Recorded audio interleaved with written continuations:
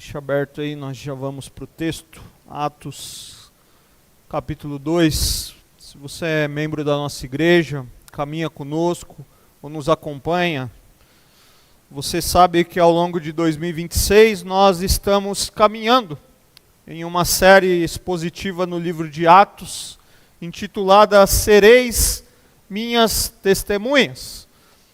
A semana passada eu não estava aqui, estava pregando no aniversário de uma igreja em Osasco, e nós recebemos o Gedmar, conhecido da igreja, que com a graça de Deus aí fez uma excelente exposição no livro de Gênesis, falando de Abraão e da sua esposa, um momento da vida deles. Mas eu quero retomar a nossa série em Atos, e nas 3 primeiras mensagens dessa série, nós meditamos no primeiro capítulo, no capítulo 1.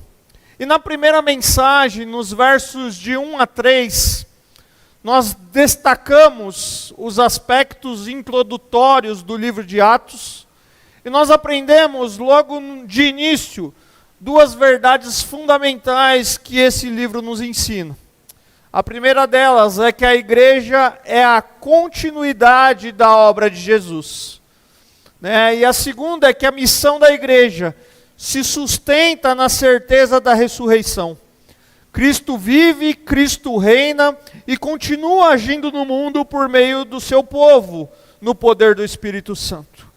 Na segunda mensagem, nós olhamos para os versos de 4 a 11, e Lucas faz uma transição da ressurreição de Jesus, Cristo, da promessa do Espírito Santo, e para a promessa do Espírito Santo.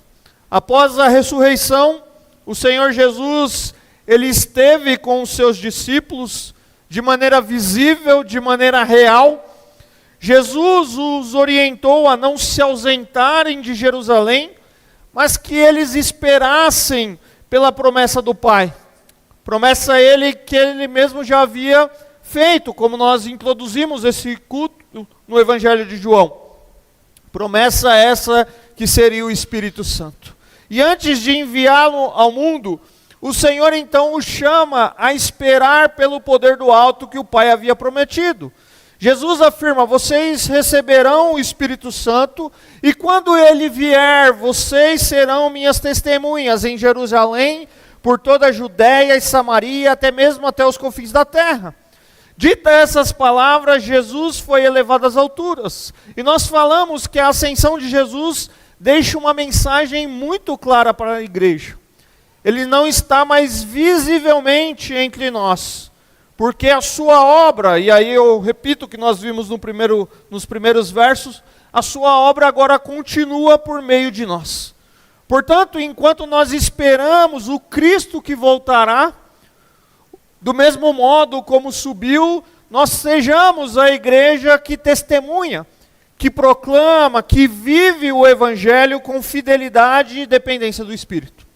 Na última mensagem, na terceira mensagem do capítulo 1, versos de 12 a 26, Lucas nos mostra como a igreja, ainda que sem o derramamento do Espírito Santo, mas já unida e guiada pela palavra, pela oração e pela soberania de Deus, ela direciona e ela preenche a vaga deixada por Judas, e eles escolhem ali Matias como seu sucessor. E enquanto aquela igreja, aquele grupo de cerca de 120 pessoas, espera o cumprimento das promessas de Jesus, do Espírito Santo, eles permanecem juntos. Eles perseveram em oração e eles estavam fundamentados nas Escrituras. E hoje, com a graça de Deus, nós veremos os versos que descrevem o derramamento do Espírito Santo. Por isso, acompanha comigo a leitura do texto a partir do verso 1 do capítulo 2. Chegando o dia de Pentecoste, estavam todos reunidos num só lugar. De repente veio do céu um som como de um vento muito forte e encheu toda a casa na qual estavam assentados. E viram o que parecia línguas de fogo, que se separaram e pousaram sobre cada um deles. Todos ficaram cheios do Espírito Santo e começaram a falar noutras línguas, conforme o Espírito os capacitava. Havia em Jerusalém judeus, devotos a Deus, vindo de todas as nações do mundo. Ouvindo-se o som, ajuntou-se uma multidão que ficou perplexa, pois cada um os ouvia falar em sua própria língua. Atônitos e maravilhados, eles perguntavam: acaso não são galileus todos esses homens que estão falando? Então, como os ouvimos cada um de nós em nossa própria língua materna? Partos, medos e elamitas, habitantes da Mesopotâmia, Judéia e Capadócia, do Ponto e da província da Ásia, Frígia e Pantífia, Egito e das partes da Líbia próximos a Cirene, visitantes vindo de Roma, tanto judeus como convertidos ao judaísmo, cretenses e árabes. Nós os ouvimos declarar as maravilhas de Deus em nossa própria língua. Atônitos e perplexos, todos perguntavam uns aos outros: o que significa isso? Alguns outros, todavia, zombavam e diziam: eles beberam vinho demais. Palavra do Senhor para nós nessa noite. Pai, continue falando conosco. O teu Santo Espírito tenha liberdade de falar aos nossos corações aquilo que o Senhor deseja falar. Nós queremos ouvir o Senhor. Nós queremos ouvir a tua voz. É assim que nós oramos. Em nome de Jesus. Amém. Como eu falei na introdução da mensagem, a última instrução de Jesus aos apóstolos é que eles não se ausentassem de Jerusalém, mas que eles esperassem a promessa do Pai, promessa essa que era o Espírito Santo. Eles receberiam um poder celestial, porque o Espírito Santo desceria sobre eles. E agora nós vimos que essa promessa é cumprida. Atos dos Apóstolos, capítulo 2, fala do cumprimento dessa promessa. E o texto diz que chegando o dia de Pentecoste, estavam todos num só lugar. A palavra Pentecoste, ela significa 50º dia. Pentecoste, ela era a festa que acontecia 50 dias após o sábado de Páscoa. Essa também era conhecida como a festa das semanas, a festa das colheitas, a festa das primícias, era o nome que se conhecia sobre essa festa. E durante esse período, durante esse dia de festa, ou esse período de festas, judeus piedosos vinham de lugares de várias partes do mundo. Eles iam até o templo em Jerusalém, a fim de celebrar aquilo que seria a grande primeira festa depois da Páscoa. Portanto, era uma festa que atraía uma multidão, tanto em tamanho quanto em diversidade geográfica. E os discípulos ainda estão em Jerusalém, porque foi essa a instrução de Jesus, estavam reunidos no mesmo lugar. E quem estava reunido ali? Os apóstolos e as outras testemunhas de Jesus. Aquele grupo que nós vimos no capítulo 1 de aproximadamente 120 pessoas. Talvez fosse aquele lugar que eles utilizavam ali como espaço para reunião, como nós vimos, situado no andar superior de uma casa em Jerusalém, ou algum outro lugar onde costumava se reunir. O fato é que eles estão reunidos ali, esperando a promessa que Jesus fez. E os versos 2 e 3 diz que de repente veio do céu um som, como de um vento muito forte, e encheu toda a casa que estavam assentados. Eles estão ali então reunidos, e de repente, de forma instantânea, o som de um vento forte, poderoso e avassalador enche o lugar onde estavam assentados. E em seguida, como um fogo que se espalha de forma repentina, o Espírito Santo se manifesta e se espalha sobre cada um deles. Então o autor, Lucas, aqui, ele descreve para nós, ele faz a descrição disso através de alguns símbolos, através de alguns fenômenos naturais, e ele expressa então em linguagem humana aquilo que é um acontecimento divino, um som como de um vento muito forte. Se você já morou num lugar que venta muito, que é um pouco alto, e você deixa uma frestinha da janela aberta, o que acontece? Você fica ouvindo aquele assobio, que é aquele vento forte, né? Nós morávamos em Jandira, no Mirante, ou seja, o lugar mais alto de Jandira, no quarto andar de um prédio, o lugar mais alto ali do prédio, e de vez em quando vinha aqueles ventos muito fortes, né? E você ouvia aquele barulho.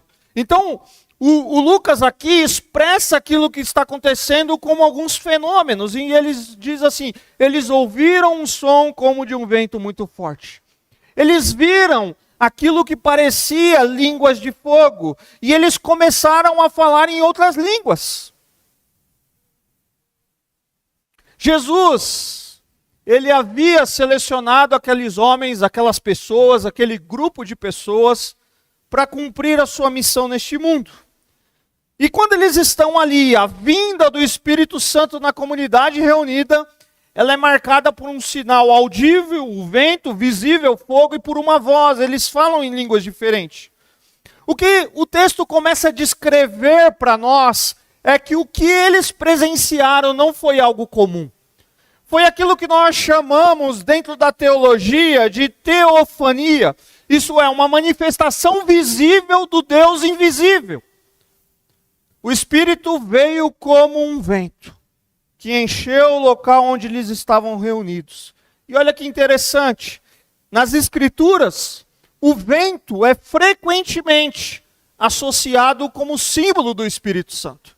Ezequiel, capítulo 37, os versos 9 e 14, o texto que fala do vale dos ossos secos, diz assim, a seguir ele me disse, profetize ao Espírito, profetize, filho do homem, e diga-lhe, assim diz o soberano Senhor, venha desde os quatro ventos, ó Espírito, e sopre dentro desses mortos, para que vivam. Porei o meu Espírito em vocês, e vocês viverão, e eu o estabelecerei em sua própria terra. Então vocês saberão que eu, o Senhor, falei e fiz, e o fiz, né, palavras do Senhor. Quando Ezequiel tem aquela visão que Deus dá para ele, o vento ali, o símbolo do Espírito Santo, está associado ao vento. João capítulo 3, verso 8, diz assim, naquela conversa que Jesus está tendo ali, ele diz, o vento sopra onde quer, você o escuta, mas não pode dizer de onde vem nem para onde vai. Ainda assim acontece com todos os nascidos do Espírito. O vento, queridos, é um sinal da presença de Deus com o Espírito e o som, como de vento muito forte, ou seja, eles estão vendo ali, eles estão presenciando o poder de Deus chegando. E o segundo símbolo que eles presenciam ali foi o fogo. Uma chama que se dividia em várias línguas, de modo que cada um deles pousou sobre cada uma das pessoas presentes. E a manifestação, por exemplo, mais visível de Deus no Antigo Testamento foi através do fogo. Você deve se lembrar quando Deus falou com Moisés, uma sarça que ardia, mas não se consumia.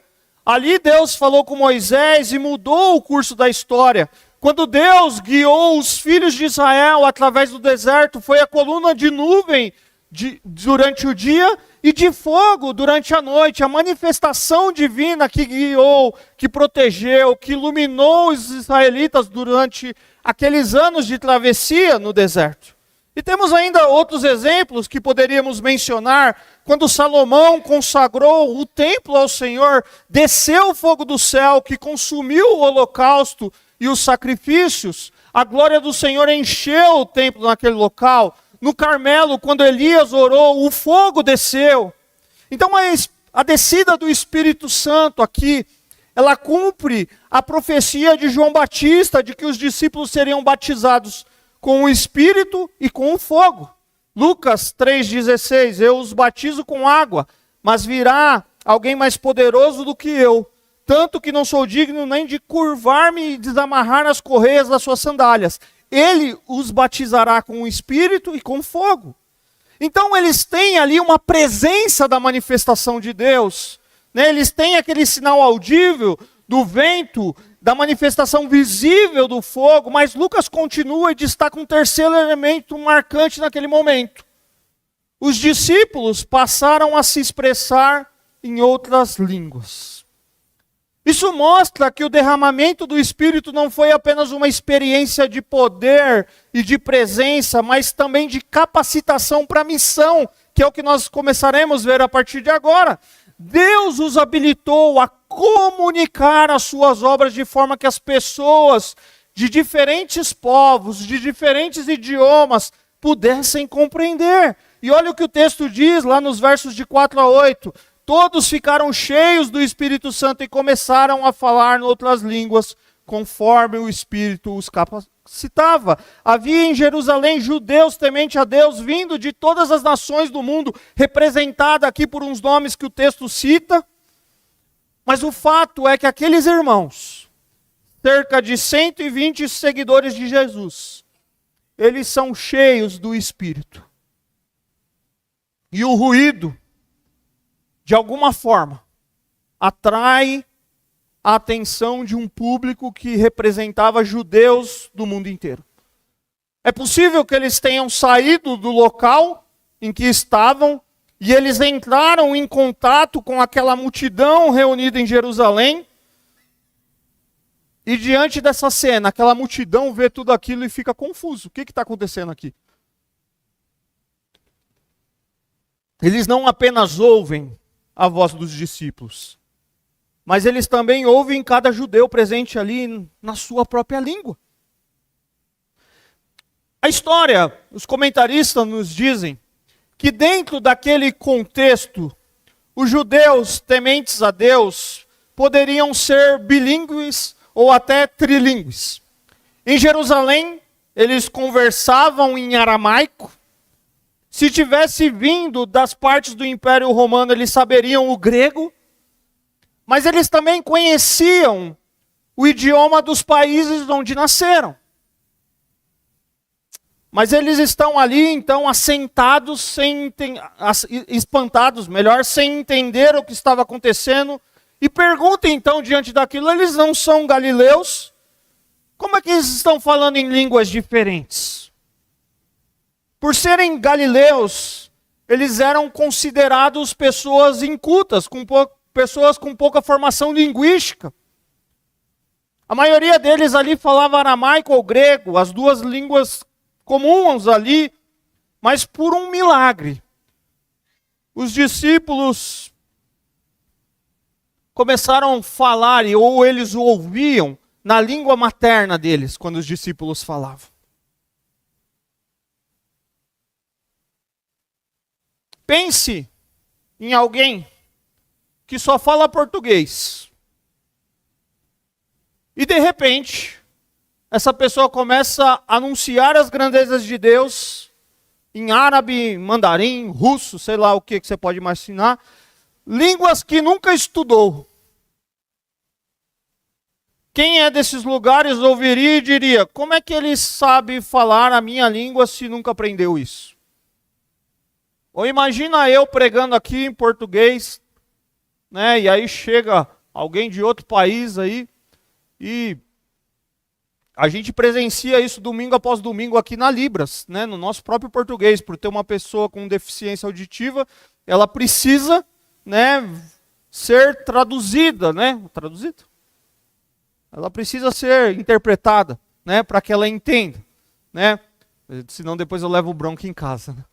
Por isso que eu estou olhando aqui. Mas imagina, a gente presencia isso na Libras, mas imagina que você está pregando, né, e chegou um japonês ali. Eu nunca estudei japonês da minha vida, queridos. A não ser o arigato e o 1 a 10 em japonês, eu não sei mais nada.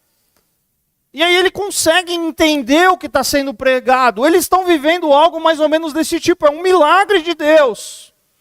O John Stott, comentando sobre esse texto, ele faz um paralelo com a Torre de Babel. Ele diz assim, em Babel, as línguas humanas foram confundidas e as nações espalhadas.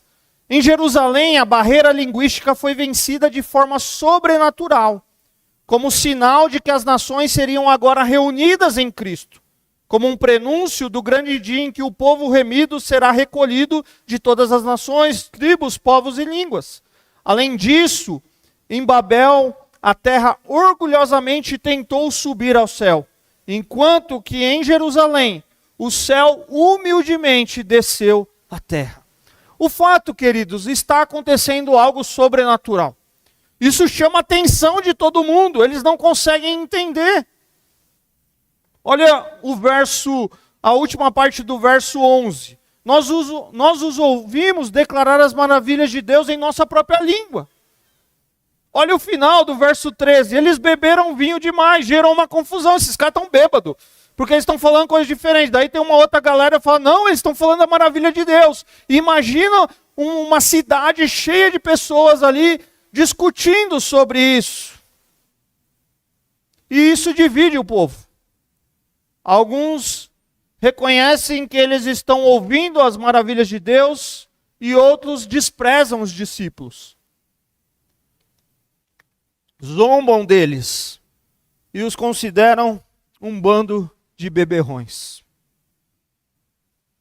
O fato é que os discípulos aqui, queridos, eles estão transbordando do Espírito Santo para alcançar pessoas de todas as origens.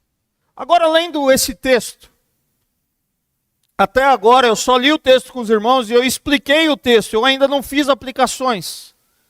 Mas eu quero começar a funilar tudo aquilo que nós vimos até aqui, porque algo novo eles estão vivendo. Algo novo está acontecendo com os discípulos, por meio dos discípulos, eles ficaram cheios do Espírito e eles começaram a declarar as maravilhas de Deus. E olha que interessante, aqueles mesmos que após a morte e a ressurreição de Jesus ficaram com medo, tinham abandonado o Senhor, eles estão agora confiantes e obedientes na dependência do Espírito Santo. Você lembra de Pedro? Pedro prometeu dar a vida por Jesus, mas ele havia negado o seu Senhor. Ele disse que nem sequer o conhecia. Você deve se lembrar de Tomé, que disse que só acreditaria se colocasse o dedo no lugar dos cravos. Agora, depois de perdoados, depois de restaurados, eles estão declarando a grandeza do poder de Deus. Ao receber o Espírito Santo, o Espírito de Deus confere poder a pessoas fracas, às pessoas comuns, para cumprir a missão de Deus, para proclamar o Evangelho. Esse acontecimento de Pentecoste, embora gere muita discussão, algumas válidas, outras exageradas, enfim, você pode classificar dentro da lista que você quer, talvez ele seja um dos 3 mais importantes elementos da história da redenção. O primeiro deles é a criação, o palco de Deus para realizar o seu plano soberano. O segundo é a redenção, a morte, a substitutiva de Jesus, a sua ressurreição. Na cruz, na ressurreição de Cristo, Deus realiza a sua obra de redenção. Deus dá início à nova aliança, cumpre as promessas, as expectativas do Antigo Testamento. Agora aqui no dia de Pentecoste, nasce a igreja, queridos. Ou se torna visível a igreja do Senhor. A formação do povo da nova aliança de Deus. Esses 3 momentos mostram que Deus age na história de forma progressiva. Ele cria o mundo, ele redime o seu povo, e agora ele passa a habitar no meio da igreja por meio do seu Espírito Santo. Não é um evento isolado, não é um evento casual, é a continuidade que nós estamos lendo aqui do plano redentor de Deus ao longo da história. O Cristo ressurreto que havia prometido, ele ascendeu aos céus e ele enviou o Espírito Santo para habitar para sempre com a igreja. E talvez a grande pergunta que surja, como ser habitado pelo Espírito? Porque ninguém aqui ouviu o vento muito forte a não ser o dos ventiladores, certo? Ninguém viu bolhas de fogo circulando pela cabeça de ninguém aí, certo? E tá todo mundo me ouvindo em português, ok? Tá todo mundo me ouvindo em português? Então estamos em paz aqui, tá todo mundo dentro do mesmo propósito. E aí você pergunta então, ok, como ser habitado pelo Espírito? Como ser cheio dele se isso não está se repetindo na minha vida? Queridos, dentro da revelação bíblica, ser habitado pelo Espírito é uma realidade para todo aquele que crê em Cristo. Você recebe o Espírito Santo de Deus quando você recebe a nova vida, o novo nascimento. O Espírito passa a habitar em nós. E ser cheio do Espírito, por sua vez, é viver sobre a direção contínua, independência diária, rendendo o coração, a sua ação para obedecer e testemunhar. Quando você crê em Cristo como seu Senhor e Salvador, você recebe o Espírito. Ou na verdade é o Espírito que convence você do pecado. É o Espírito que direciona você, chama você à salvação, a responder à mensagem do Evangelho. E é o Espírito que nos regenera, que gera de novo, que nos dá uma nova vida. Mas muitos, por uma interpretação do texto, e seguindo algumas questões que se fundamenta dentro de algumas linhas que também não se sustentam dentro de uma ideia maior, acabam sendo ensinados a pensar que o Espírito Santo pode ser recebido no momento após a conversão. Como se fosse uma bênção extra, reservada para alguns. E aí você sobe no monte, você jejua, você dizima, você dá o dízimo do dízimo, e ainda assim, você não recebe aquilo que é considerado como o segundo batismo, ou batismo do Espírito Santo. E dentro dessa compreensão, costuma-se afirmar que a prova dessa experiência seria o falar em línguas. Línguas estranhas, entendidas como sons aí desconexos, né? Mas não é isso que o texto nos diz aqui em Atos. Aí você fala, mas lá em Coríntios, Coríntios é outra história, é outro problema que nós temos que resolver lá. Nós estamos em Atos. Coríntios está outro contexto, né? Não dá para forçar Coríntios também, tem uma coisa lá, mas tem que ver que se Paulo está incentivando, se Paulo está divertindo, se Paulo está instruindo, é outra história, mas Atos está dizendo, o Espírito veio porque é uma promessa do Senhor. As Escrituras nos ensinam que o Espírito Santo é concedido no momento em que a pessoa crê no Evangelho. Não é resultado de esforço humano, não é resultado de uma busca desgastante, mas é um presente que Deus nos dá pela fé em Cristo. Efésios capítulo 1, versos 13 a 14. Quando Paulo descreve o plano lindo de redenção de Deus, ele termina assim, ó, nele, quando vocês ouviram e creram na palavra da verdade, o evangelho que os salvou, vocês foram selados com o Espírito Santo da promessa, que é a garantia da nossa herança até a redenção daqueles que pertencem a Deus para o louvor da sua glória. Paulo está dizendo assim, vocês, Efésios, ouviram a palavra, vocês creram, foram salvos, a fé os salvou, e quando vocês creram, vocês foram selados com o Espírito Santo. No momento em que vocês creram, vocês foram batizados no Espírito Santo. E nesse mesmo instante, Deus os selou com o Espírito. É assim que um pecador torna-se salvo. Ele ouve o Evangelho. Ele entende a obra de Cristo, a sua morte, a sua ressurreição, e ele crê. E a fé, que é um presente de Deus, o traz à salvação, e ele é selado com o Espírito Santo quando ele confia em Cristo.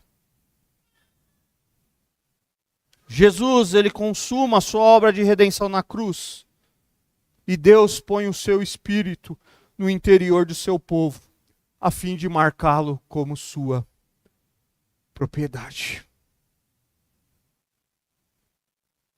O Espírito Santo, queridos, é a garantia da nossa salvação.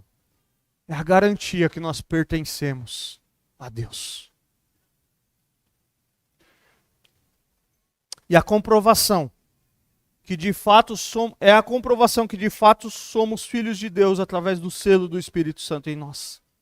É a nossa garantia que entraremos no céu, mas também é experimentar uma vida em relacionamento com Cristo Jesus no presente. Então, quando nós recebemos o Espírito, queridos, é quando eu vou usar de uma forma metafórica aqui, tá? Mas é quando esse vento de Deus nos invade. É quando a chama do Espírito Santo queima dentro de nós. E a gente, pela dureza do nosso coração, fechado pela cegueira espiritual do mundo em que nós vivemos, sentimos o sopro de Deus, é uma metáfora. O fogo do Espírito queimando. E Deus abrindo nossos olhos para nós nos rendermos diante dele. É assim que nós recebemos o Espírito Santo, queridos. Quem é selado pelo Espírito Santo tem a certeza de que um dia estará nos braços do Pai. Mas enquanto está aqui nesse mundo, ele vive sob a direção do Espírito Santo e para o louvor da glória de Deus. A marca de que você é um cristão é o Espírito habitando em você. Esse é o selo. Essa é a garantia. E como eu sei, pastor? A Bíblia vai nos dar várias evidências de como sabemos. Primeiro, a transformação que ele gera em nós. Primeiro, a paz, o ouvir ao Senhor, o Consolador, aquele que nos direciona, aquele que fala conosco, aquele que nos transforma, o fruto do Espírito, os dons que Deus nos dá para servir a sua igreja. Tudo isso é marca que nós recebemos o Espírito Santo de Deus. Você não precisa cair durante o culto, você não precisa pular no banco que você está sentado, você não precisa bater palma, você só deixa e se prostra e diz: Senhor, me usa como o Senhor quiser, para o louvor da sua glória. Eu perco esse selo? Não, queridos. Quem é selado pelo Espírito é propriedade de Deus, é a habitação de Deus. Então talvez Deus te trouxe, esse é meu primeiro grande desafio para você. Te trouxe aqui nessa noite para lembrar você de que a marca do cristão é se render diante de Cristo Jesus. Para se tornar um cristão, é se render diante de Cristo Jesus, crer nele como Senhor e Salvador da sua vida, mas a marca de que você é um crente é a presença de Deus habitando dentro de você. É o Espírito Santo de Deus habitando em você. Não há cristãos que não tenham o Espírito Santo. Mas aí você tem um desafio agora, que é o que eu quero falar nessa segunda parte. É o desafio meu e seu, tá? Eu me incluo aqui. De ser cheio do Espírito Santo. Experimentar desse Espírito que nos dá ousadia, poder para exaltar a Cristo. Depois que o cristão é batizado no Espírito, ou pelo Espírito, ele deve buscar a plenitude do Espírito. Ele deve buscar o controle completo do Espírito Santo sobre a sua vida, promovendo dele louvor, gratidão, humildade, a comunhão, os frutos da justiça. Nós precisamos ser cristãos em fogo, queimando de paixão pelas coisas de Deus. Diferente do batismo, o selo do Espírito Santo, que são permanentes na vida de todo cristão, essa plenitude é uma experiência que pode acontecer muitas vezes ao longo da caminhada. Porque é o próprio Deus que nos enche, mas nós somos chamados a viver de maneira sensível e obediente à sua direção, para que o Espírito tenha liberdade de agir em nós. Queridos, é a plenitude do Espírito que nos capacita, que nos dá poder para pregar com autoridade, para realizar a missão de Deus. O Espírito cria a igreja, que proclama o Evangelho ao mundo pelo poder deste mesmo Espírito. E alguém cheio do Espírito Santo ou que tem essas características, chamando aqui de plenitude do Espírito Santo, é que no caráter dele, o caráter dele começa a ser a imagem de Cristo Jesus. Tem algo diferente sendo produzido nele. O Espírito forma em nós o fruto que reflete o caráter de Jesus. Era um cara muito bravo, que agora você vai percebendo que ele vai deixando de ser um pouco bravo. É gostoso olhar para a transformação que Deus tem feito em nossa vida, e louvado a Deus por isso, mas como é bom a gente ouvir o testemunho de alguém que a gente conhece, e a imagem que a gente tem dessa pessoa é de alguém muito distante de Deus, e a gente vê o testemunho dessa pessoa de que algo diferente está acontecendo na vida dela, porque ela se rendeu a Cristo Jesus, ela nasceu do Espírito, e agora o caráter de Cristo está sendo transformado nela, queridos.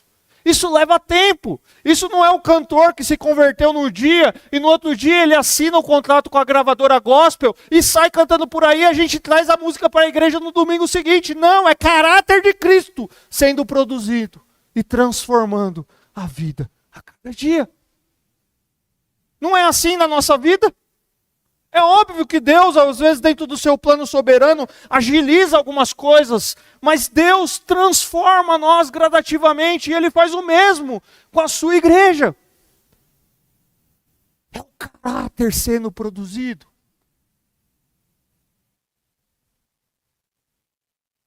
É o caráter sendo produzido. É o crente que, mesmo sabendo que ele vai ser lesado financeiramente, porque ele vive do meio de escrever livro, de palestra, ou qualquer coisa desse tipo, ele fala, eu não estou obedecendo a Deus, e eu deixo aquilo porque eu não estou na minha vida. Não é o cara que espera se aposentar para soltar uma nota dizendo que cometeu coisas que desagradam a Deus. Agora é fácil, eu não estou julgando intenções, mas eu estou dizendo, o meu olhar, quando você está no final da caminhada, é fácil. Mas o caráter é transformado. É quando nós vemos um exemplo de um pastor famoso que reconhece o que aconteceu na sua igreja, que reconhece a participação que ele tem naquilo, faz um vídeo público e sai de cena. Isso mostra do caráter do Espírito Santo transformando a vida de uma pessoa. Estou dando exemplos aqui de evidência. Porque a plenitude produz isso, mas ela também nos leva a um envolvimento evangelístico. O Espírito nos impulsiona para fora, para testemunhar, para alcançar a pessoa. Algo bom aconteceu na minha vida, eu estou sendo transformado e eu vou contar isso para os outros. Notícia boa, a gente conta. Ou não conta?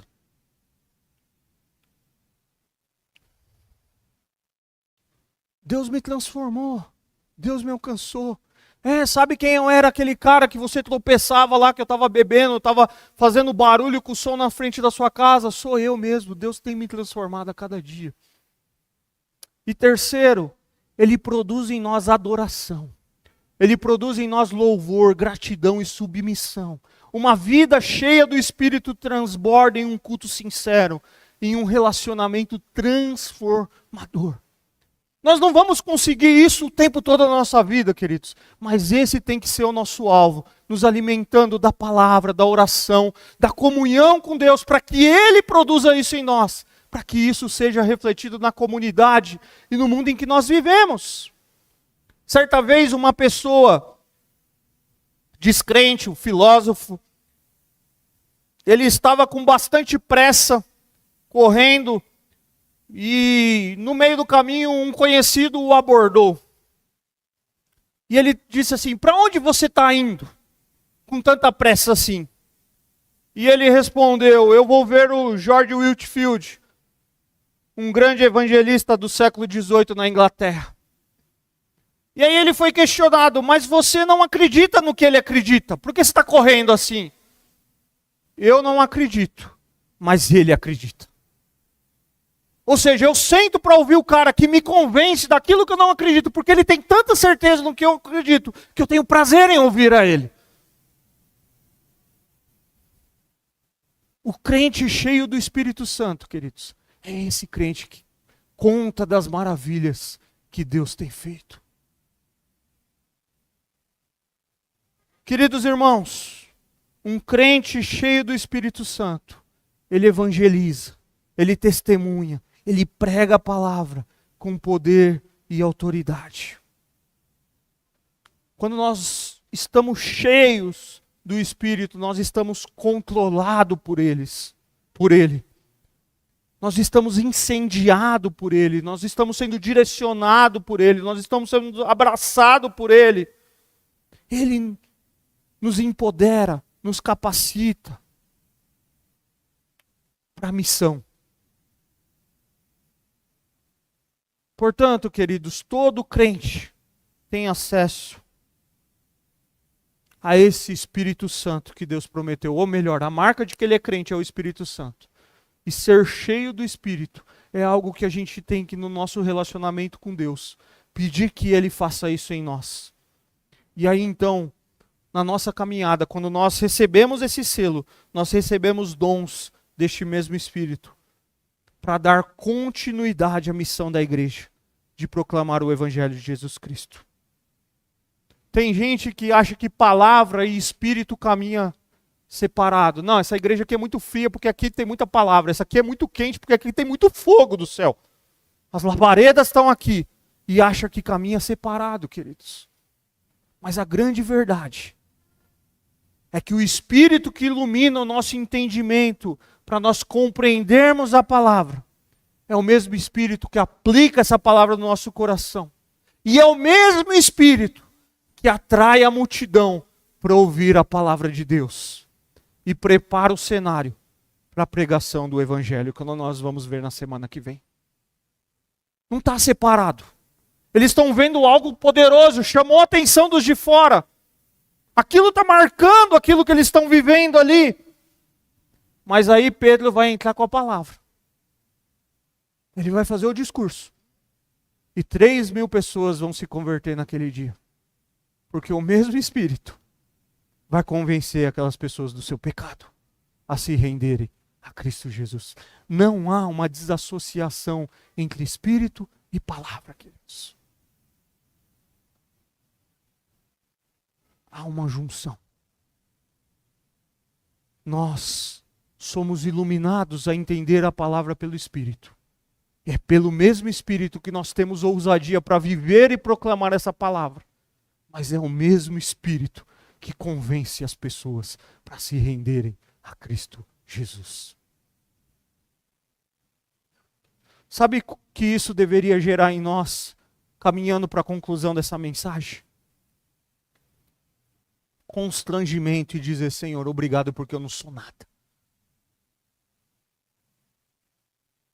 Sabe aquela aula que você deu e todo mundo saiu aplaudido e falando: que professor de EBD? Talvez você estudou bastante, você se preparou para aquela aula, e eu sei que os nossos professores fazem isso. Mas você sai dizendo: obrigado, Espírito Santo. Não os bom dia que você fala com o Espírito Santo por aí a cada momento, mas é uma gratidão em dizer: obrigado, Espírito Santo. Porque se não fosse o Senhor, eu não conseguiria dar aquela aula. Sabe aquele momento que a sua vida está distante de Deus e você está se sentindo tão distante, tão relaxado com as coisas de Deus, tão desmotivado, você só consegue ver problemas, você não consegue ver beleza em nada. É aquele momento que o Espírito alcança o seu coração, toca o seu coração e fala assim: cara, tem beleza nisso. Deus está transformando histórias.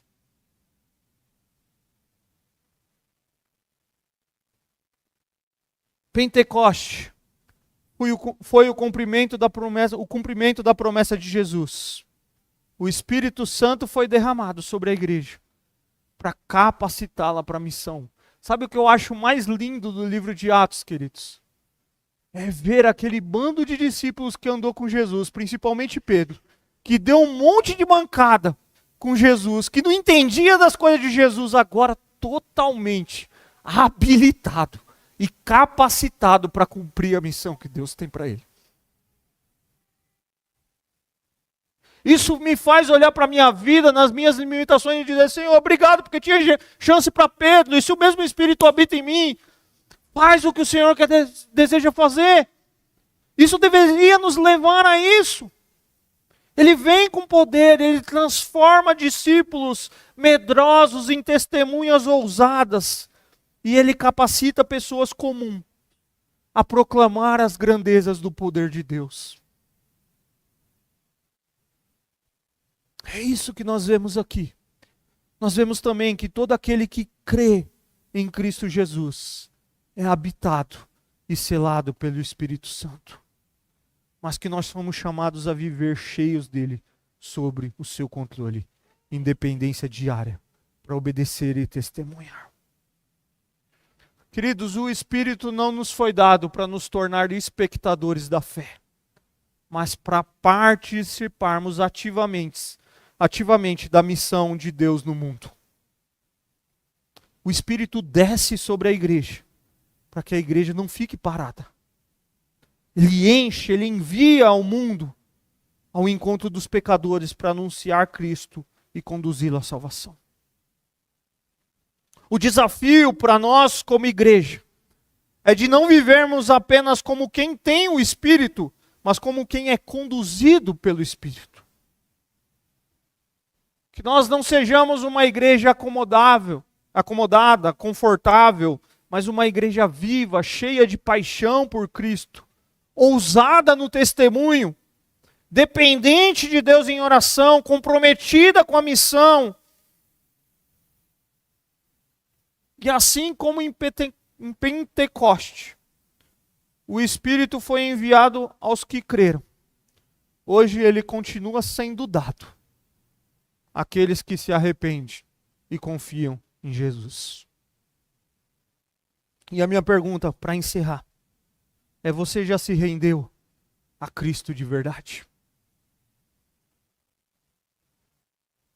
É nesse momento que você vai receber o Espírito. É quando você diz: Senhor, eu percebi que não tem nada bom em mim, que eu fui criado para viver em relacionamento com o Senhor. Tomei decisões na minha vida que não consideraram o Senhor, que me levaram por caminhos muito distantes. E a prova e a evidência dos erros que eu tenho cometido hoje é marca de que existe uma natureza pecaminosa dentro de mim. E ao perceber essa natureza pecaminosa que eu tenho, eu preciso de um Salvador. E ao olhar para a sua palavra, eu entendo que o Senhor enviou o Salvador. E eu me rendo diante do Senhor. E eu confesso que eu sou um pecador. Que eu preciso da tua graça. Que eu preciso do teu perdão. E aí é nesse momento que o Espírito vem. E ele sela. E ele cura o seu coração. E você agora é a habitação de Deus. Por isso que Paulo vai dizer: se alguém está em Cristo, é nova criatura. Nasceu do Espírito, aquilo que Jesus disse lá para Nicodemos. É necessário nascer do Espírito. É para aqueles que se rendem a Cristo Jesus. Pode ter choro, pode ter lágrimas profundas, pode ter joelho dobrado, pode ter confissão de pecado, mas é a manifestação daquilo que Deus está fazendo lá dentro, transformando a sua natureza, mudando a sua natureza, fazendo de você uma nova criatura. Isso não é você estar sentado todos os domingos no banco de uma igreja. Isso não é você dar o seu dízimo. Isso não faz parte de um processo de relacionamento com pessoas que você gosta. Tudo isso é consequência, privilégio daquele que nasceu de novo, nasceu do Espírito. É ser igreja. A igreja nasce quando o Espírito nasce aí dentro. Você se torna parte da igreja de Jesus. Não é quando o seu nome entra no hall de membros, embora isso seja muito importante, tá, pessoal? Mas é quando o Espírito habita aí dentro. E aí você faz parte da igreja de Cristo Jesus. O meu convite para você nessa noite, e a minha pergunta para você é: você já nasceu do Espírito? E se você nasceu do Espírito, você vive direcionado pelo Espírito? Ou você, é um símbolo que eu vou fazer aqui. Trabalhei muito tempo fora, né? E eu trabalhei com muita gente jovem, embora eu sendo mais velhinho. E aí o pessoal, entendam o que eu vou simbolizar aqui. O pessoal, antes de ir para uma festa, eles tomam alguma coisa para ficar mais soltinho. Já ouviram falar isso? Vamos tomar aqui alguma coisinha para ficar mais soltinho ali. E tem crente que acha que ser direcionado pelo Espírito é isso. Deixa eu fazer alguma coisinha aqui. Não, queridos. É se render ao controle de Deus. Paulo vai escrever: não se embriague com vinho, mas enchei-vos, ou deixe que o Espírito encha vocês. Contínuo com o Espírito Santo. Se renda. Essa é a mensagem. Se renda e deixa Deus fazer, transbordar algo novo aí na sua vida. Me abraçou com as mãos que criaram os céus, me encontrou onde a grande